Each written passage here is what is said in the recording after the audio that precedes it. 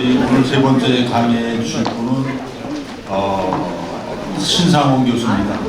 신상원 교수 이력을 잠깐 소개시켜 드리면은 1984년도에 고려대학교 의과대학을 졸업하고 92년도에 내과 전문의 및 혈액종양내과 분과 전문의를 취득했습니다. 그리고 97년부터 99년까지 미국 국립보건원 NIH 하버드대학 교환교수를 연임했고 그 다음에 UCLA 의과대학 방문교수를 했습니다. 그리고 대한암학회 이사, 대한호스피스 완화의료학회 이사, 또 대한항암치료연구학회 이사를 역임했습니다. 현재는 고대안암병원 종양내과 교수로서 재직을 하고 있고, 저도 이제 뇌종양을 했었기 때문에 종양에 관계되는 교류를 많이 했었던 그런 동료 및 후배 교수입니다. 오늘은 특히 이제 암 예방과 최신 암 치료에 대해서 암에 대한 좋은 정보를 여러분들한테 제공하지 않을까 기대합니다.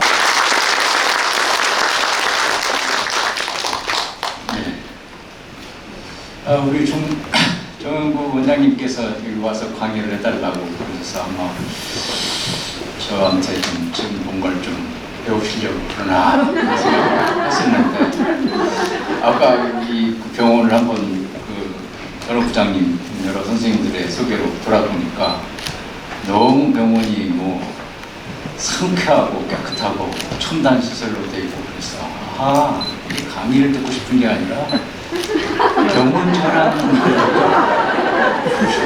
생각이 들었습니다. 아주 멋진 병원을 만들어주신 원장님께, 여러분 또 모든 직원분들께 감사드리고 아주 정말 자부심을 느낄 만한 병원이다 이렇게 생각합니다. 강연 들어가기 전에 먼저 두 분 교수님이 너무 좋은 강의를 해주셔서 사실 저도 굉장히 많이 배웠습니다. 그래서 이런 강의를 저도 맨날 암학회만 가가지고 암에 대해서만 듣다가 이런 강의 들으니까 너무 좋고, 아마 여러분도 아마 이렇게 중요한 강의를 들을 수 있다는 게 쉬운 일은 아닙니다. 다만 이제 거기에 비해서 여기는 이제 좀 편안하게 그냥 특별히 부담 갖지 마시고 들어보시면 될 것 같습니다. 제가 암 전문의로 있다 보니까 환자분들이라든지 아니면 다른 암 전문하지 않으신 의사 선생님들한테 듣는 얘기가 있어요. 이걸 종합해 보면 이거 매일 새로운 암 치료가 나왔다고 신문, 뉴스, 라디오, 텔레비전에서 떠드는데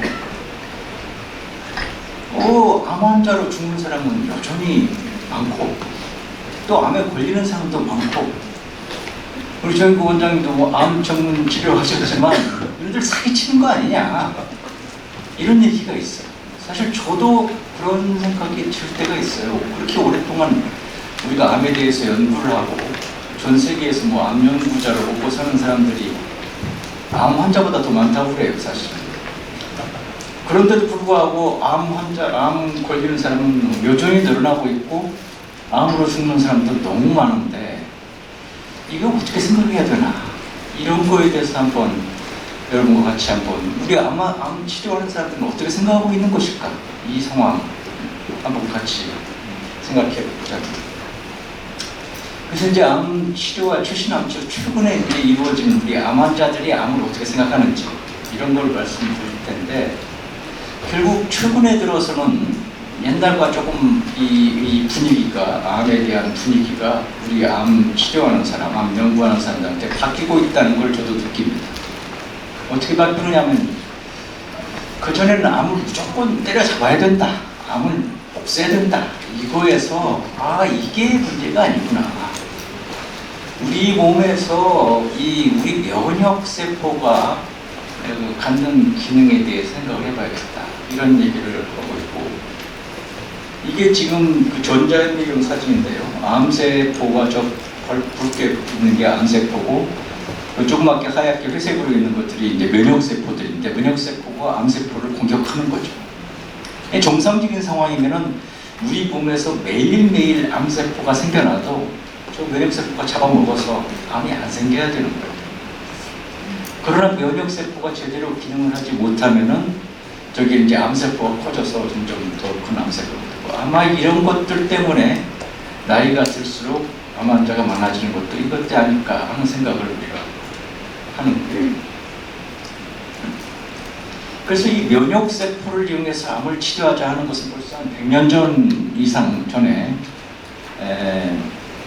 콜이라는 분이 처음으로 느꼈던 것인데, 암 환자의 이게 목에 큰 암덩어리가 있는 사람이 그 당시에 뭐 치료 방법이 전혀 없었는데 이 다리에 종기가 생긴 다음에 이 암이 없어지는 걸, 줄어드는 걸 발견했어요. 그래서 이게 종기가 생겨서 면역세포들이 막 활성화돼가지고 암이 없어졌나 보다 해가지고 이분은 콜리의 그 치료법이라고 해서 이 박테리아, 뭐 균들, 말하자면 그 구름, 덩어리 이런 것들을 직접 암세포에다가 투여해봤더니 효과가 있는 경우가 있어요.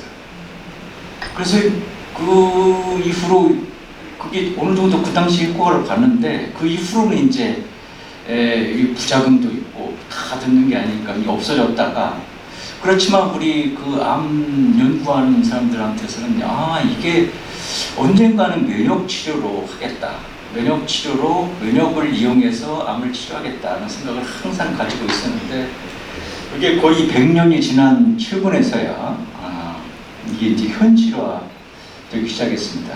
이건 2022년 작년 6월달에 나온 논문, 올해 6월달에 나온 아주 최근 논문인데, 뉴잉글랜드 저널 오브 메디신이라는 아주 최신 논문에서 이런 면역 치료를 사용해서 18명의 환자를 직장이 지금 보이죠? 직장에 이게 암세포가 있는데 보이는데, 이 면역 치료를 이용해서 치료했더니 순식간에 사라졌다. 이 MRI 사진에서도 이렇게 줄어들고, 페트 사진에서도 이게 암인데 거의 줄어들고 있죠. 근데 이분 두 분은 아마 치료하는 의사 선생님일 것이고, 이건 나머지는 환자분들인데 아주 쌩쌩해 보이죠. 이 만약 치료가 안 됐으면은 인공 항문을 달거나 뭐 이 항암 치료에서 머리가 빠지거나 이런 상황인데 아주 생생하시잖아요.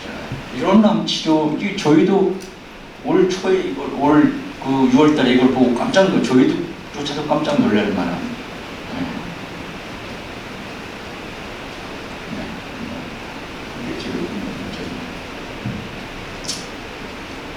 운전이 서투르네요. 그러면 이 면역암 치료는 도대체 어떻게 작용하느냐? 이 가운데 있는 게 이제 T세포, 림프세포인데, 왜 그러면 암세포를 림파세포가 잡아먹지 못하느냐? 잡아먹지 못하는 이유가 이제 밝혀진 것인데요. 그 이유는 이 암세포와 T세포 간에는 CTLA4 혹은 PD-1이라는 것은 이 프로그램드 셀에서 암을 없애는, 세포를 소멸시키는 그런 작용을 하는 이 단백질이 있는데, 그 단백질의 기능을 암세포가 차단한다는 거예요. 면역세포에 있는 그 단백질의 기능. 그래서 실제로는 면역세포가 암세포를 잡아먹어야 되는데, 그걸 잡아먹지 못하게 암세포가 면역을 회피하는 그런 기능을 가지고 있다. 그래서 그걸 차단하면, 그거를 약으로 만들어서 이렇게 이 항체를 만들어서 그걸 차단하면은 이 T셀, T림포사이트, 즉 T림프 면역세포가 암세포를 죽일 수 있다. 이런 것들이 이제 발견돼서 이런 기능으로 암세포가 이 면역 치료제가 암세포를 죽게 되는 것이죠.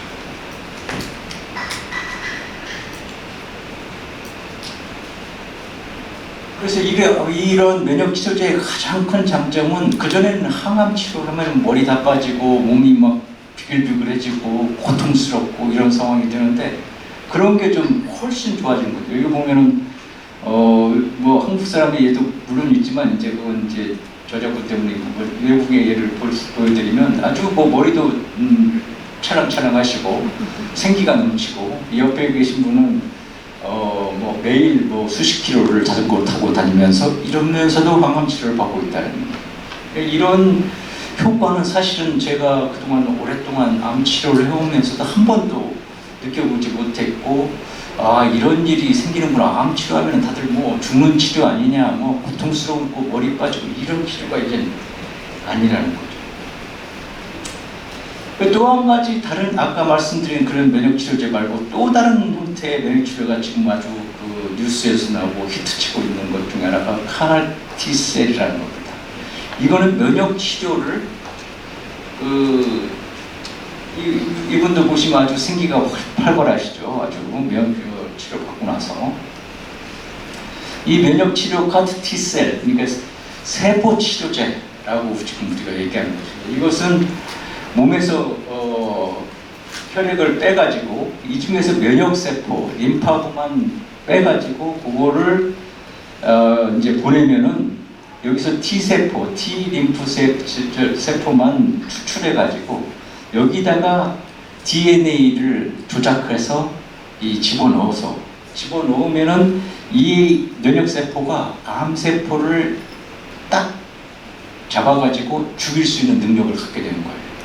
이거를 만든 다음에 요거를 많이 증폭시켜가지고 요걸 나중에 가서 이제 환자한테 집어넣으면 이게 결국은 이 조작된 그 림파 세포가 암 세포를 죽이는 역할을 하는 겁니다. 그래서 환자 입장에서는 그냥 피 좀 뺐다가 좀 시간 기다렸다가 나중에 오는 이 림파선 세포를 림프 세포를 다시 수혈 받으면 그걸로 암 치료가 끝나는. 사실 굉장히 물론 그 안에서 들어가는 이제 약을 보내서 거기서 이제 제약회사에서 만드는 과정은 굉장히 쉽지 않은 결론이지만 환자 입장에서는 뭐 별 부작용도 없이 암 치료가 되는 이런 치료를 지금 하고 있는 게 이제 이 면역 치료 중 하나죠.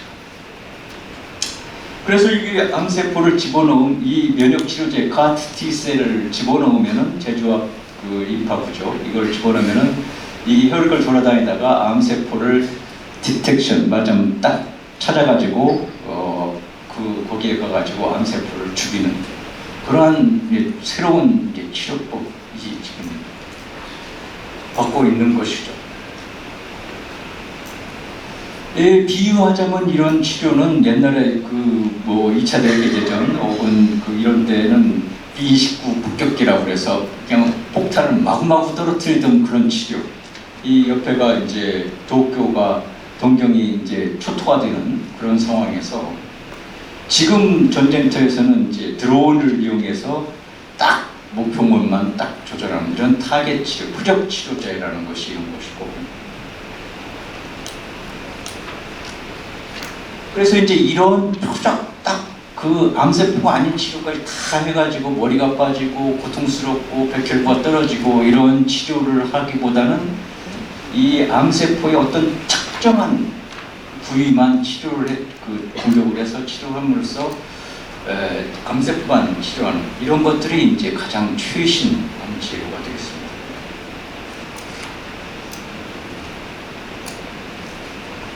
그래서 이 새로운 암 치료의 혁명, 저도 이런 시대가 올 줄 몰랐라고 생각하는 치료는 특징은 암세포만 정밀하게 다른 모든 세포를 공격하는 게 아니다. 그 다음에 부작용이 과거 암 치료에 대해서는 전혀 비교할 수 없을 정도로 훨씬 편하다. 다만 이제 문제는 비싸도 굉장히 비싸다 약이. 물론 특허도 있고 또 제약회사의 여러 가지가 있지만은 비싸도 뭐 어떤 암 치료는 뭐 수십억 원도 할 수 있는 그런 치료. 다만 또 누구나에게 효과가 있는 것은 아니다. 아주 효과가 좋은 사람도 있고 또 효과가 없는 사람도 있고 모든 암 중에 다 아직까지는 효과 지속 기간이라든지 효과의 정도도 차이가 있어서 아직은 사실은 이게 시작 단계에 불과할 것이다. 앞으로 좋아질 것이다 이렇게 하지만 얼마나 빨리 좋아질 것인지는 모르죠. 다만 이게 이미 사회적으로 엄청난 비용이 들기 때문에 이 돈을 누가 다 낼 것이냐 하는 것에 앞으로 이제 논란이 많이 될 것으로 생각합니다. 자, 그럼 왜 이렇게 암 환자가 많아지고 아직도 이런 치료제가 많은데도 하고 암 환자의 암으로 죽는 사람은 왜 이렇게 많아지느냐? 이게 지금 우리나라 데이터인데요. 갈수록 늘어나고 있죠. 지금 아마도 계속 늘어날 걸로 생각합니다. 암 치료제가 많아지고 조기 발견도 좋아지고 그런데도 암으로 죽는 사람은 늘어난다. 거의 뭐 반 정도는 우리가 결국 암으로 죽는다고 봐야 되겠죠. 이게 1900년대에는 약 10만 명당 1,100명이 돌아가셨고, 이 중에 대부분은 무슨 이 감염증, 결핵 특히 폐렴 이런 것들이 가장 많았는데, 지금은 그때보다 돌아가시는 숫자가 10만 명당 600명으로 굉장히 줄어들었고, 지금은 오히려 이때 이 암이 훨씬 많아지고 심장병도 많아지는 상황이죠. 왜 이렇게 변했느냐? 왜 변했을까요?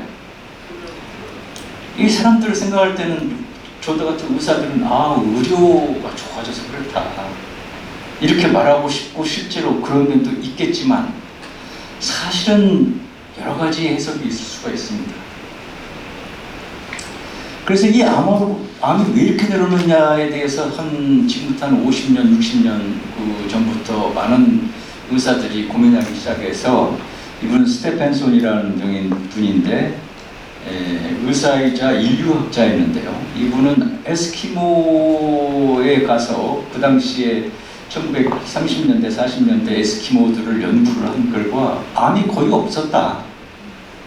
원시적인 생활을 하는 그룹에서는 실제로 암이 별로 없었다. 그래서 이분이 이제 생각한 게, 암은 기본적으로 문명이 발달한 데서 생기는 일종의 문명이다라는 얘기를 하셨고, 요거에 대해서 항상 우리가 생각을 하고 있었습니다. 또 한 가지는 이제 암세포라든지 암의 기능이라는 것이 대부분 나이가 드시면 훨씬 암 환자가 많아지고, 암세포와 노령에 생기는 정상적인 세포와도 상당히 유사하다.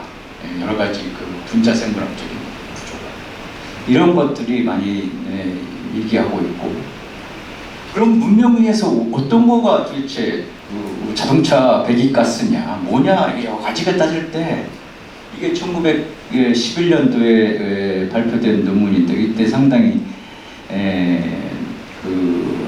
많은 의학자들한테 논란보다도 쇼킹했던 것인데, 이게 암으로 죽는 환자의 숫자가 이 공복시 혈당 수치와 밀접하게 관계가 있다. 혈당 수치가 올라가면 암으로 많이 죽더라. 암으로 많이 죽는 것뿐만 아니라 심장병이라든지 뇌혈관 질환으로 죽는 것도 역시 늘어나더라. 그리고 그런 걸 다 빼고 어떤 이 뇌혈관 질환이나 암이 아닌 것도 역시 늘어난다. 이게 우리가 갖고 있는 모든 문명병이 결국은 우리 몸에 혈당과 밀접한 관계가 있다. 그래서 이 연구가 그 당시에 굉장히 쇼킹을 했고, 저도 이게 그런 것이구나. 이게 모든 게 관련이 되어 있다는 문명병과. 이 1956년 이미 한 50년, 60년 전에 와벅이란 분이 이 암세포는 당분을 주로 먹고 산다 하는 게 밝혀졌고, 이게 팩트 사진인데요. 암이 여기 있죠. 이게 이제 이 글루코스, 당분과 종이원소를 접합해서 환자한테 주사를 하면은 이게 당분이 다 이 암한테 가 있는 것을 볼 수가 있죠.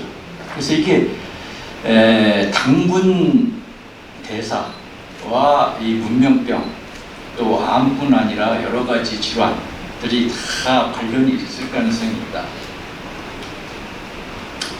그 중에서 이제 왜 그러면 실제로 당분이 무슨 역할을 하느냐, 이 여러 가지 여러 가지 썰도 있고 여러 가지 연구도 많이 있지만, 제가 하나 여기 소개시켜드린 것은 글리케이션, 당화 현상이라고 그러죠. 우리가 당뇨병 치료할 때 이제 당화 혈색소를 검사 하잖아요. 그것과도 관계가 있는 것인데, 혈당이 올라가면은 이게 세포에 영향을 끼쳐서 여러 가지 콜라겐이라든지 이렇게 생겨서 이런 주름이 생기고, 그 이외에도 주름만 생기는 게 아니라 몸에 있는 여러 가지 기능을 방해한다. 이런 것들을 어떻게 생각할까 하면은, 우리가 이제 머리를 감는다고 칠 때 보통 그냥 샴푸나 이런 걸로 감는 게 아니라 설탕물로 감는다고 치면은 이 머리가 엉키겠죠. 이러한 현상이 나타나는 것과 비교해 볼 수 있습니다. 그래서 혈중 당과 사망 결과와 보면은 혈중 당이 한 100 이하로 유지될 때 하고 그 이상 올라갈 때 거의 비슷하게 남자든 여자든 이 사망률이 증가한다. 이걸 우리가 계속 나오는 얘기고요. 결국 노령화 이것들도 글루코스 즉 혈당의 제대들은 제대로 이게 과정 소화를 못 시키는 대사와도 관계가 있다. 요거는 이제 맥고안이라는 분이 1950년대에 연구한 데이터인데요. 과연 질병은 왜 생기는가? 이걸 연구하셨는데 이게 이제 결핵 사망률입니다. 1860년 19세기만 해도 결핵 사망률이 굉장히 높았는데 20세기 들어오면서 20세기 끝날 때쯤에서는 결핵 사망률이 굉장히 줄어들었어요. 이렇게 줄어든 이유가 아마도 결핵 치료제가 개발됐을 것이다 라고 생각하는 것이 일반적인데, 실제로는 결핵 치료제가 개발된 데는 이때거든요. 1950년도.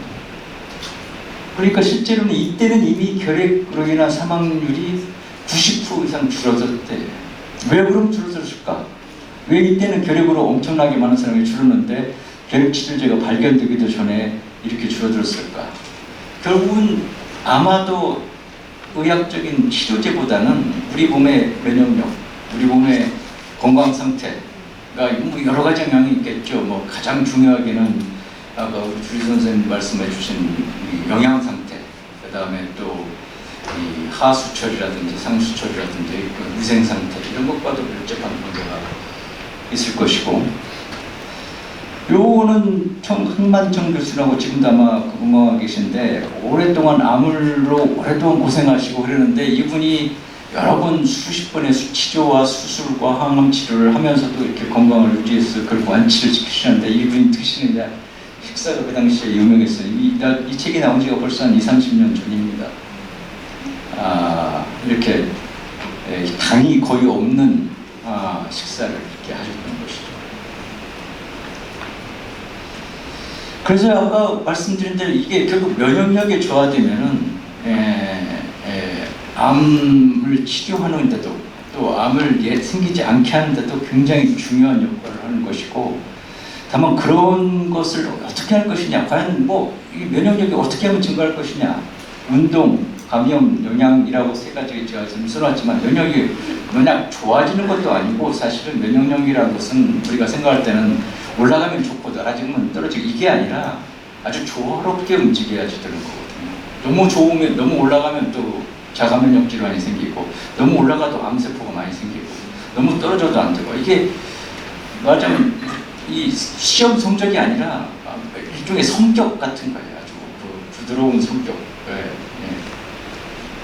이런 걸 어떻게 할 것이냐, 아까 우리 이현정 교수님께서 말씀하시면 이 여러 가지 방법, 식사를 말하자면 채식을 위주로 하느냐, 육식을 하느냐, 여러 가지 논란이 많지만 그 중에 하나가 이제 간헐적 단식, 말씀하신 식사를 아침에만 식사를 한다든지 오후에만 식사를 한다든지 이런 것들도 암 치료와도 연관이 있고 우리 대사 질환에도 영향이 있을 것이다 하는 연구가 있는데, 이거는 최근에 올 초에 발견된 뉴잉글랜드 저널 메디신인데, 효과는 있지만 확실치는 않다, 아주 크지는 않다 이런 내용이지만, 여하튼지 간에 우리가 어떻게 먹고 어떻게 잠을 자고 어떤 것을 먹을 것인지 또 언제 먹을 것인지 이런 것들이 현대 문명병, 암뿐 아니라 심혈관 질환, 이 정신질환 이런 것과도 밀접한 관계가 있을 것이다 이렇게 생각을 지금 우리 의사들이 하고 있다. 요거는 이제 저널 오브 캔서 스펙트럼이라는 아주 유명한 암 저널에서도 과연 이게 그 식사 타임 리스트는 면역력을 적절하게 조절할 수 있는 기능과 밀접한 관계가 있다, 이런 말씀이고요.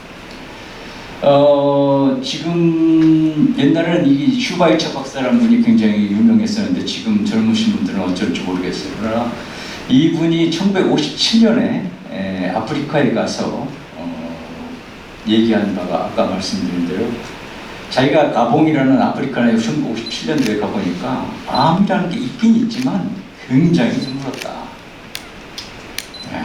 왜 그런지 모르겠다, 그 당시에.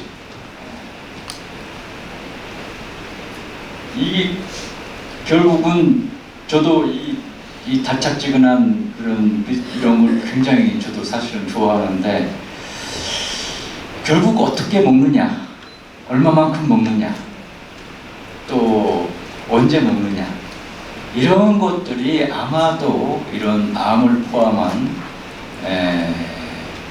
이 문명병의 가장 중요한 요소가 아닐까, 이런 생각이 듭니다.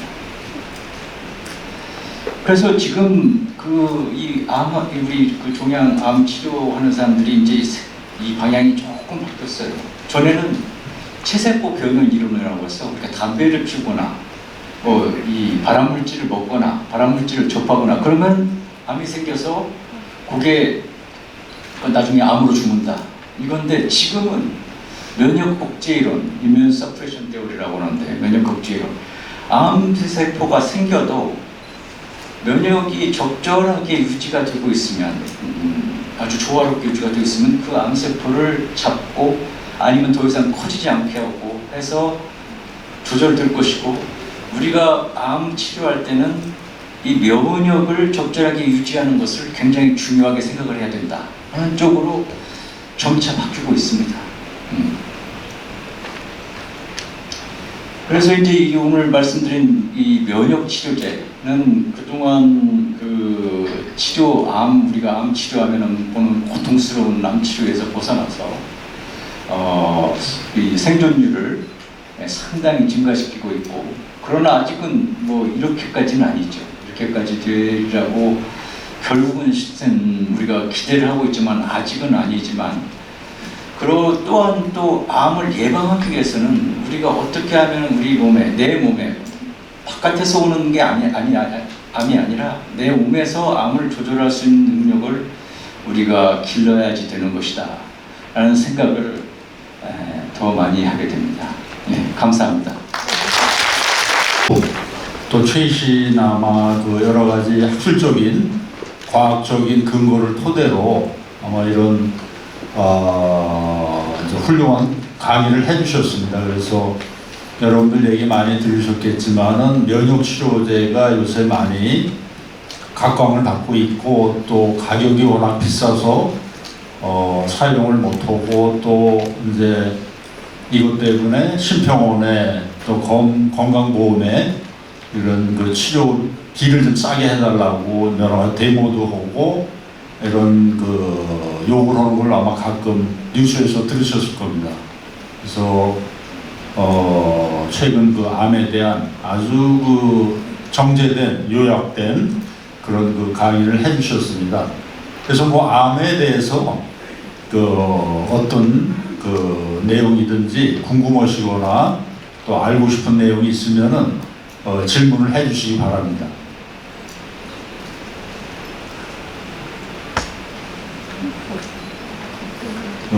사실 이제 우리 여기 참석하신 분들은 암에 대해서는 그렇게 많은 경험이 없으시기 때문에 좀 어려운 질문일지도 모르는데 해주시기 바랍니다. 저희가 아니고 저희도 이제 친정 아버지고 또 옳게고 다 이렇게 암 수술하고 했는데, 이제 그분들이 교수님들한테 교육받고 했는 게 암인자는 우리가 다 몸에 보유하고 있지 않습니까, 그죠?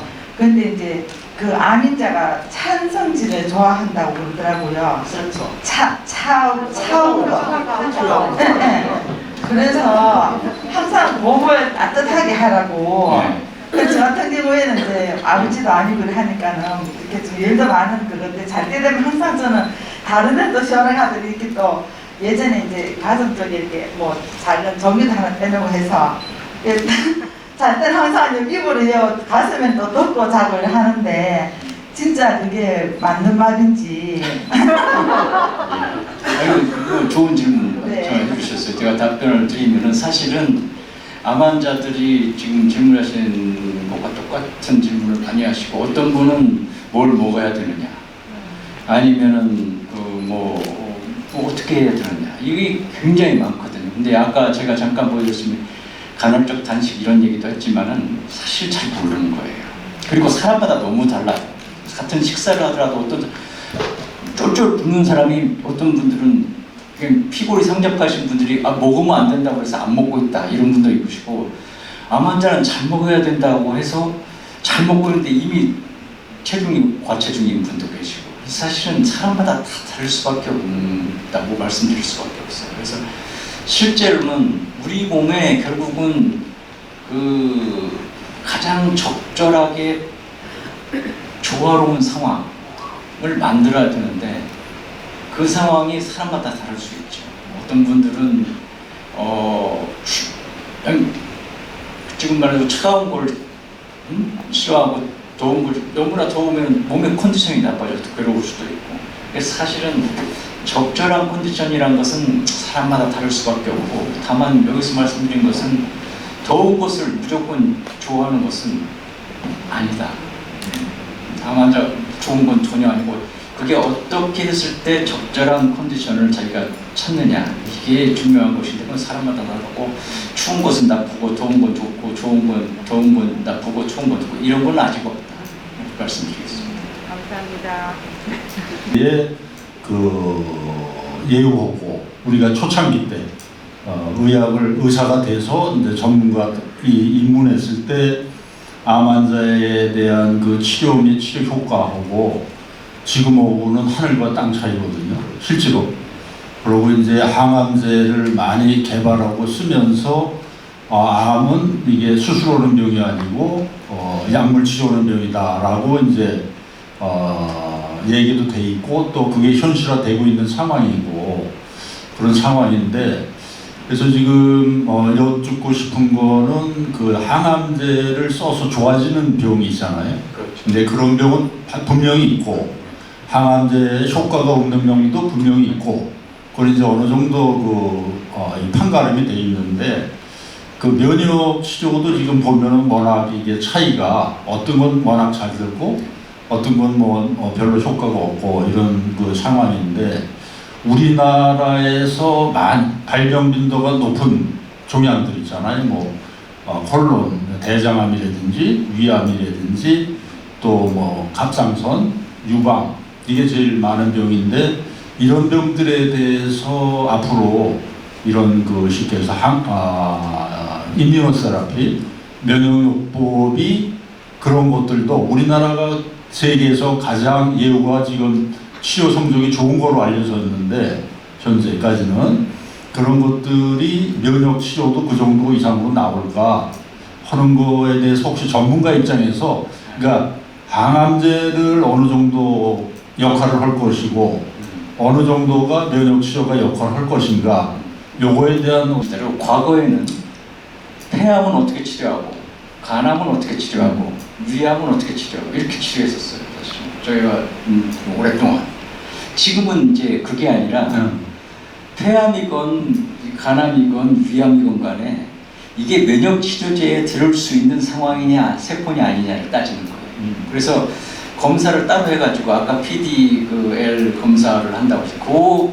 이 단백질이 있느냐 없느냐 그게 폐암이 됐건 위암이 됐건 간암이 됐건 그 PDL, PD1 그런 단백질이 발현이 돼 있으면 이건 면역 치료제가 효과가 있겠구나 이렇게 생각을 하는 것이고 그게 없으면 면역 치료가 효과가 없겠구나 이렇게 생각이 드는 거죠 사실. 네, 그래서 지금 과거에는 폐암 치료는 이렇게 하고 간암 치료는 이렇게 하고 이건 폐암 치료제 이건 간암 치료 지금도 어느 정도는 그렇게 돼 있습니다. 네. 그러나 그런 시대가 지금 정착하고 있고 어떠한 표적이 있느냐 없느냐에 따라서 치료 성적은 급격히 달라지고 우리나라에서 더 치료가 좋으냐 가능성은 있다고 봐죠. 왜냐하면 우리나라 그 인종적인 특성이 있으니까. 그러나 결국은 이 치료제라는 것들이 이제 그 우리나라를 떠나서 세계적으로 개발되고 있고 그러기 때문에 우리나라에 특별한 치료제를 만들기는 쉽지가 않죠. 그거를 이제 우리가 그 반영해서 쓰는 것이니까. 아마 지금 원장님 말씀하신 그런 결과는 조금 더 기다려봐야 되겠고, 다만 이제 그 아까 말씀드린 대로 면역 치료제가 효과가 있겠다, 혹은 표적 치료제가 효과가 있겠다, 없겠다 하는 것은 암의 종류에 따라 틀린 게 아니라 그 세포를 조사해서 우리가 검사한다 이렇게 말씀드릴 수 있습니다. 그 아까 암 발병이 혈당하고 관계가 있다라고 말씀을 들었는데 되게 최신인데요. 그러면은 그 혈당이 암이 종류가 많지 않습니까? 네. 혹시 그런데 직접적으로 가장 많이 받는 혈당하고 가장 많이 받는 어떤 암들이 더 있을까요? 그것도 이제 그 실제로는 이제 혈당이 올라가면은 그게 그 면역 기능을 떨어뜨려서 암을 발생시키는 것도 있고, 아까 이제 보여드린 그래프는 암으로 인해서 사망하는 율이 높아진다는 거예요. 암으로 인해서 사망. 암 발생률은 조금 틀립니다. 왜냐하면은 암 발생률과 암 사망률은 굉장히 차이가 나요.